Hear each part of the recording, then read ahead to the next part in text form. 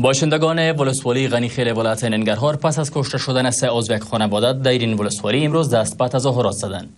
مردمان ولسوالی میگویند که نیروهای ائتلاف دیشب بر خانه در منطقه مارکو حمله کردند و 3 عضو خانواده را کشتند و 5 تن دیگر را با خودشان بردند. باشندگان ولسوالی غنیخیل در اعتراض به کشته شدن این افراد از بامداد تا چاشت امروز شاهراه جلال آباد تورخم را بستند. مردم اجساد کشته شدگان را در شاهراه تورخم جلال آباد روی جاده گذاشته بودند و رهایی 5 تنی که نیروهای ائتلاف با خودشان برده بودند می‌خواستند. نیروهای پلیس برای جلوگیری از خشونت به ساحه رفتند، اما با پرتاب سنگ از سوی تظاهر کنندگان روبرو شدند.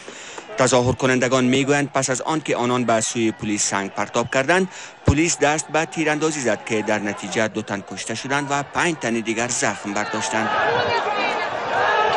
ولسوال لرو، کومندان لرو، والی ته دوی چې راشه موږ په ظلم لغم کړي هم د نصیب کې نه برنا کې موږ سره ظلم د راځي او د بیګناه خلک. فرمانده پلیس ولایت ننگرهار کشته شدن 3 عضو یک خانواده را در ولسوالی غنیخیل تایید می‌کند و میگوید که در این رویداد 5 تن دیگر از اعضای این خانواده نیز زخمی شدند.